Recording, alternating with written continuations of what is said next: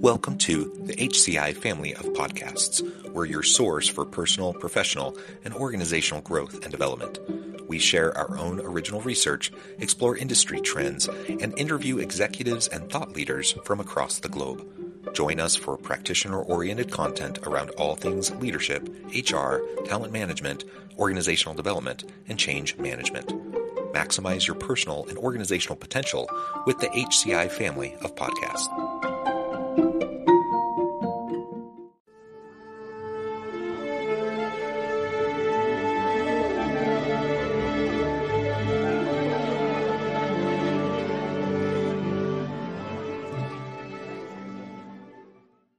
Sophie Thompson, welcome to the conversation today. Thank you very much, John. Pleasure to be here. It is a pleasure to be with you. You're joining us from Birmingham. I'm south of Salt Lake City in Utah, and today we're going to be talking about using virtual reality for upskilling and professional development. A super fun space to kind of explore, and this is really the crux behind your whole business, and so I'm really excited to explore this with you and to pick your brain and to get some really cool insights into this emerging area of professional development and upskilling. As we get started, I wanted to share Sophie's bio with everybody. Sophie Thompson is the co-founder and CEO of Virtual Speech, an award-winning education platform that combines e-learning with practice exercises online and in virtual reality. Sophie started Virtual Speech in 2015 as a way to overcome her fear of public speaking using VR. Since then, Virtual Speech has developed a catalog of 30-plus courses focused on communication and interpersonal skills, from public speaking to active listening, leadership, sexual harassment prevention, and more. Virtual Speech has helped hundreds of thousands of people across 130 countries to improve their skills and confidence using VR. And Sophie has appeared on BBC World News, Forbes, the Wall Street Journal talking about VR for learning. A wonderful background. Anything you would like to highlight by way of your personal context before we dive on in? The only thing that I would highlight really is a bit more around how we first started, because people always find that quite interesting. So back in 2015, I was still at university and I had an assessed presentation coming up. And I had severe social anxiety at that point in my life. And so you can imagine my absolute fear, knowing that I was having to do a presentation in front of the class that would be assessed. And we created Virtual Speech as the first VR app to overcome the fear of public speaking, because we realized that virtual reality was uniquely placed to provide a psychologically safe environment to practice a skill like public speaking. And we all know you need to practice to become competent at something, but be confident at it as well. So that's how we started out. And then, nearly 9 years later now, things have expanded. Yeah, well, that's really cool. And I think we can all relate to the public speaking anxiety. I mean, I think it's kind of the rare person who doesn't have some level of butterflies in their stomach and feeling nervous and anxious about speaking in front of a group. I've always been jealous of those people, by the way, but I think they're the rarity. I think most people do have some anxiety. And so practice does make perfect, or at least practice makes confident, right? And then you're able to move forward without getting too caught up in your own self-consciousness. So using VR for that kind of practice, I think, is really tremendous. I remember years ago when I was going through university, I'm old, so, but 20 plus years ago when I'm going through university, we had lots of opportunities in our courses, around professional presentations and such. We just had to do practices again and again and again. And of course, it was always in front of students, which was helpful. We got live feedback and we had that experience. But that's a higher stakes, more time intensive kind of a way to practice than what you're describing. So maybe just parse that out a little bit. Like what's the value from your perspective? Say, just for a moment, we can continue on with the public speaking element to, say a university course where you're practicing presentations in front of a classroom versus using this VR approach. Yeah. So, I mean, you mentioned it briefly yourself around that it being less resource intensive. So in terms of resources at the university and time of other students. And one of the great things about practicing in front of other people is the feedback that they give. But some people feel awkward giving feedback that isn't glowingly positive. So with VR practice, you can get feedback through AI, which is much more objective rather than subjective, isn't worried about hurting your feelings, but also knows that we're not all perfect. So, for Hmm. example, virtual speech will give feedback on your use of hesitation words, how many ums and ahs you're saying, pace, volume, tone, eye contact, Hmm. listenability, which is about whether you're using jargon or not, as well as on the content of what you've actually said as well. So that can be anything from structure to asking you questions about the content that you've said. So the main benefit I would say is that the feedback is based more on theory and frameworks, and it's not shy to tell you one way or the other. It is still nice. I would like to add that because we're here to encourage people and support them, not to put them down. So, for example, if you have like a score, you won't get a score of like 1 out of 10 for something because there'll always be something good that somebody has done, but it will also highlight where they can improve, and then they can practice straight away and they can practice again based on that feedback now, or they can do it tomorrow or the day after. They can practice directly at the point of need. They don't have to just wait for that one class every semester. Yeah, thank you. And that's nice to hear that it's not just brutal feedback. Yeah, it can be nuanced in how the constructive feedback is provided. That's wonderful. And I've never experienced virtual speech, though it sounds wonderful. And I'm a university professor, and so I'm like, oh, my first thought is as you're describing this, oh man, I want to sign up all my students for this so that they can get more practice because they get practice in lots of their classes, but it's just not enough. Like they just need more. And I love the idea of just immediate thorough feedback for students that they can get through this kind of technology because there's only so much I can provide. There's only so much their classmates will provide, um, and they need to just iterate. They need to get lots of I think of it like with the baseball analogy. You just got to get a lot of at bats to get comfortable behind the plate, and it's the same thing with speaking. You just got to do it, and you got to get lots of runs through for you to feel more confident. And so I think that's tremendous. And I think this is different, but using some of the type of AI technology you're describing, my 10-year-old son, he's in grade school. And just last week, he had to submit an essay. And he worked so hard on this and he really put a lot of time and effort into it. And then he was super nervous about submitting it. He finally submitted it. And then to my surprise, within like 5 seconds, he immediately gets back like this super thorough rubric with feedback on all this stuff because it was AI Oh, wow. feedback, right? And it was immediate. And I looked through, I'm like, wait a minute. And I looked through that and I'm like, oh my gosh, this is like really good feedback on his essay. And I'm like, the world is changing so much in terms of being able to leverage these technologies. Like, let's rather than just being scared of AI, like let's lean into this. How amazing for professional development and upskilling for people within organizations, if we can use this type of an approach. And he's just in fifth grade, a 10-year-old. But imagine if we use similar types of immediate feedback mechanisms with thorough, meaningful, constructive feedback for professionals, members of our team, etc.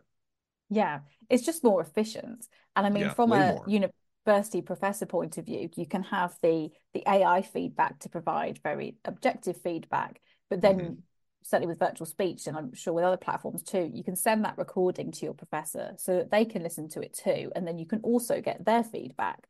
But you wouldn't focus on if somebody is saying lots of ums and ahs, or you wouldn't focus as much on their eye Right. contact. But that those are all elements of how you deliver a presentation, for example. So then you can focus on the bits where humans are uniquely placed to comment on, whereas the AI can focus more on the bits that is better at commenting on. Yeah, yeah, absolutely. Good. So we've been kind of talking about the origin story of virtual speech and public speaking practice, but you do a lot of different types of courses to help develop.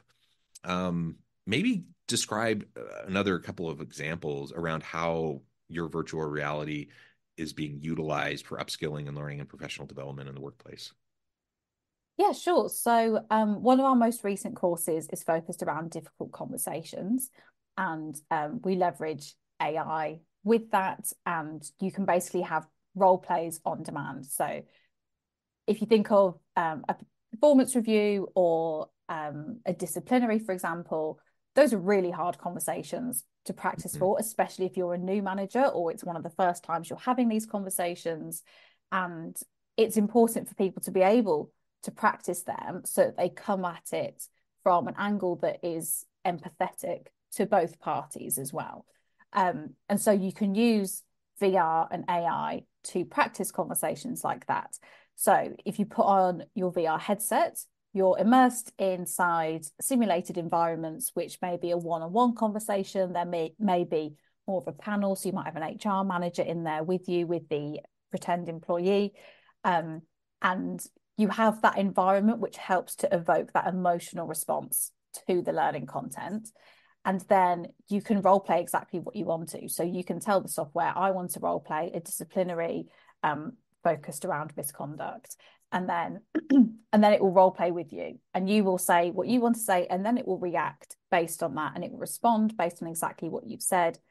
The next level there would be practicing those conversations, where the employee is, say, understanding, or if they are very defensive and much more difficult, because you never know how someone is going to react to those kinds of conversations, or some phrases you might use that might make them react in a certain way.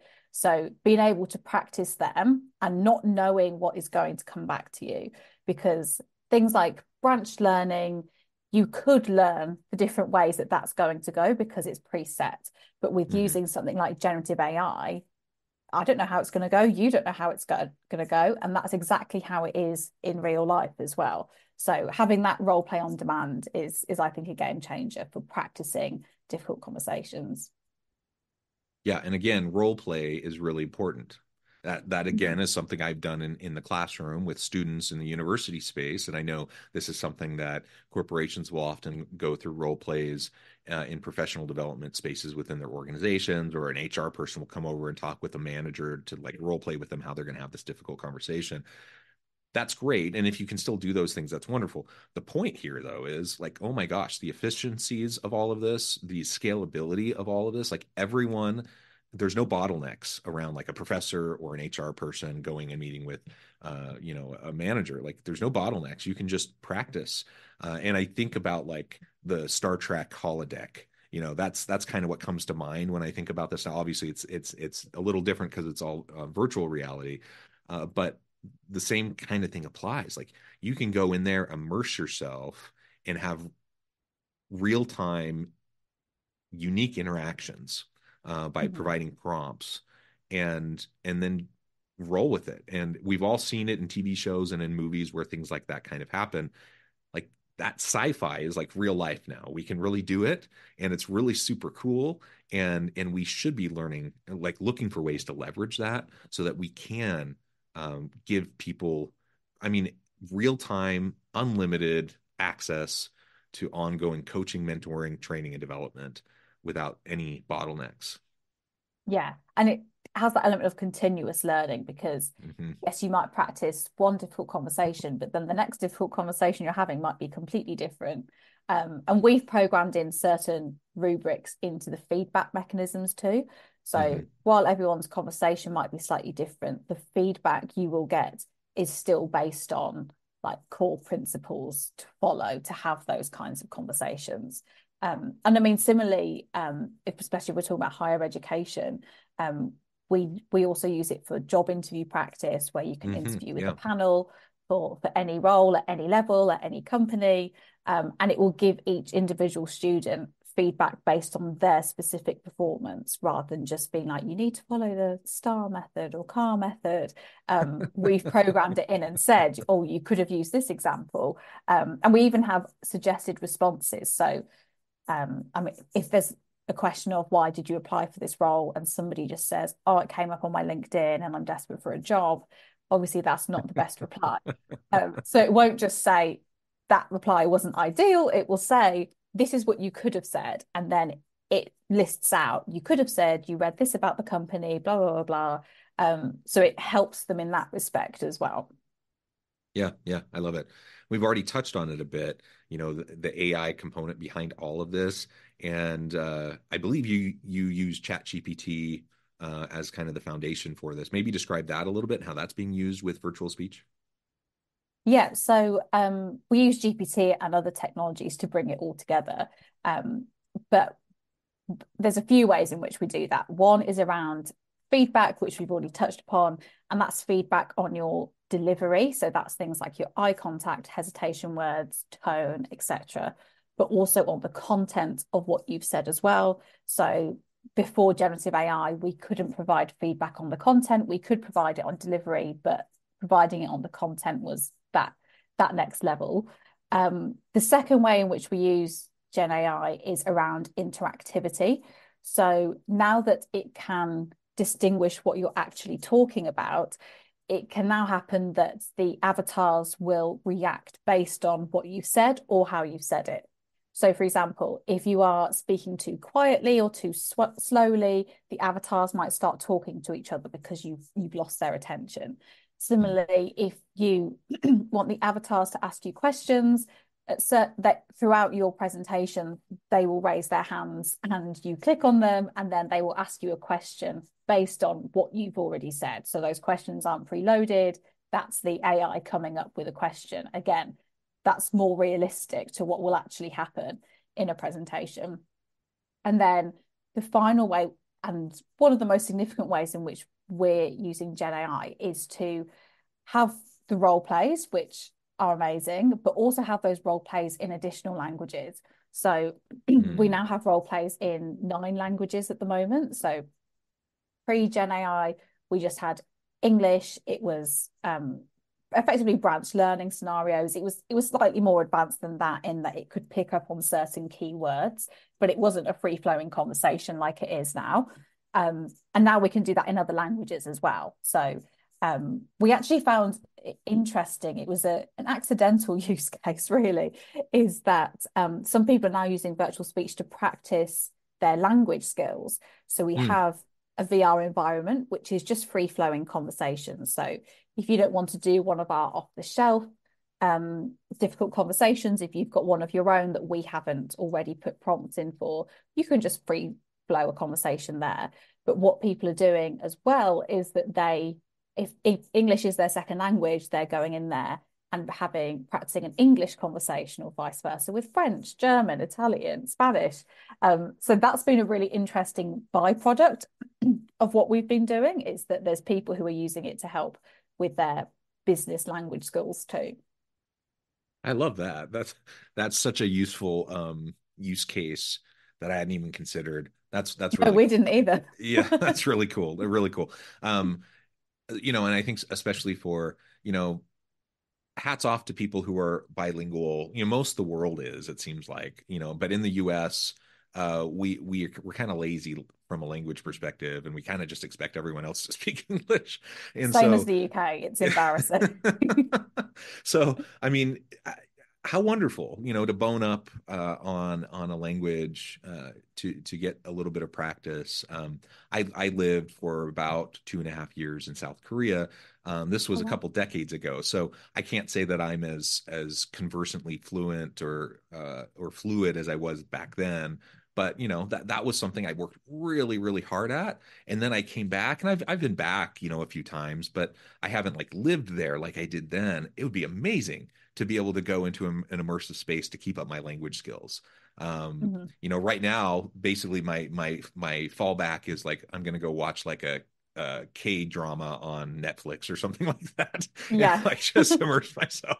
But other than that, like how cool would that be? I just think that's a really amazing thing.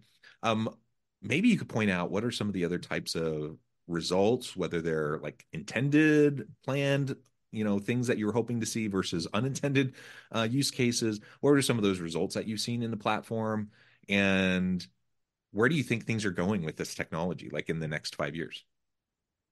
Oh, wow. Big question. So, in terms of the results, we've seen improvement of skills by up to 25% in just 10 minutes. And that is measuring those AI metrics from the Hmm. first time compared to the second time, third time, and so on, and just comparing them. Now, I wouldn't say that necessarily directly translates into the real world. You don't just spend 10 minutes and then you're improved by 25%, because Sure. that improvement is based on in a VR environment. So if, for example, if you're scared of public speaking, you do the public speaking course, your metrics may go up 25%. And for example, we have 86% of our users feel more confident as well. But then you have to carry on learning, like with anything, it's not a quick fix to Sure. then take that into the real world. So just because you've become confident in VR, you'll be more confident in real life, but you're not going to have that same level of confidence straight away. So yeah, even though there's that skill improvement of 25% in 10 minutes, you still have to keep working at that to translate that into the real world. Um, we've had higher retention rates, so retention rates of up to 75%. And that's just because people are learning through experience. They're not, the learning is much more interactive, much more active, very different to reading or watching learning material to actually being inside that learning material and inside that training rather than watching an animation, you're part of that learning experience. And the the last one, which I think is interesting, is around how much more focused and engaged learners are with VR and AI learning content. There is a natural way in which people become more focused in that they have a headset on their face. So Hmm. they can't be scrolling through their emails at the same time, or not as VR headsets are at the moment. But it's also because they have to be engaged for anything to be happening around them. So I think it's brilliant for making sure people are focused and people are more invested because the experience is about them. It's not just something they are passively reading or watching and clicking and hoping for the best or clicking until they get the right answer, then the quiz says they pass. Like it's much more interactive and personalized for their learning. Yeah, And I think, personalized. That's the point I really wanted to hit home on what you were just saying. That personalization of this professional development and upskilling learning and development process is so huge. I mean, that's yeah, like the Chris that's like the holy grail of what you want is for everyone to have real-time feedback, personalized learning. And when that can happen, of course it engages people more. Of course they're going to be more invested in their own learning because it's relevant to them. yeah, exactly. And that links to the second part of your question as well around where I think this technology is going. I mean, I wouldn't like to hazard a guess for 5 years' time because if we look at the last Maybe two 1 year. years, yeah. But in the short term future, I think personalization, using AI to personalize things is only going to rapidly increase. So whether that's analyzing for individual learning patterns, preferences, performance, and then tailoring the experience to each student. So, for example, in VR, that would tailor their literal experience based on where they're at the moment. And then also having more adaptive learning systems as well. So the difficulty can change based off where somebody's starting point already is, because nobody's starting point is exactly the same. And so if you are, for example, if you've been a manager for 10 years, your version of practicing for difficult conversations is going to be different to someone who they're in their first month of being a manager and they're having to have their first performance review with someone. Right. So being able to have that dynamic and adaptive way of being able to utilize content so that it's pitched at any level rather than just being static at one level. I think those are two key ways in which personalization will become better really over the next probably only a year, knowing the rate of generative AI adapting. Yeah, I mean, it's incredible what's happened in the last year. Mhm. And so, trying to fathom what could happen in the next year or so is hard to relieve and do. So I agree. I think we need to lean into this disruption. It can be a little uncomfortable, but man, the potential, the opportunities that are illustrated through your company and the offerings that you provide are tremendous. And so, I think despite the discomfort that some may have, let's explore these tools and these technologies and the use cases that can help us and help our people to be better, to be more fulfilled, to have more successful careers, and to help our organizations thrive and succeed.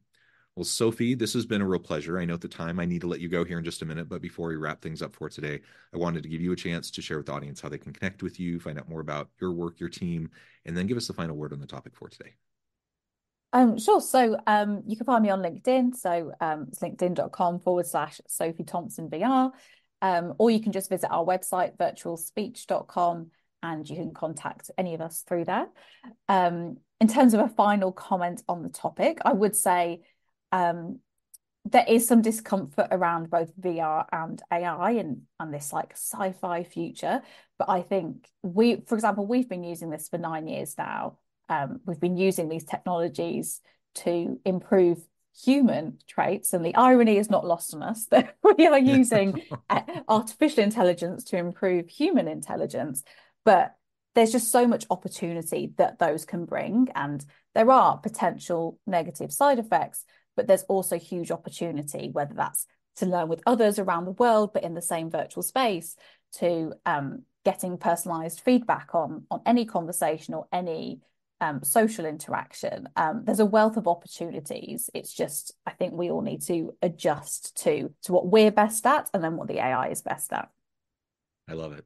Thank you so much, Sophie. It's been a real pleasure. I encourage the audience to reach out, get connected, find out more about what Sophie and her team can do for you. Check out Virtual Speech. And as always, I hope everyone can stay healthy and safe, that you can find meaning and purpose at work each and every day. And I hope you all have a great week.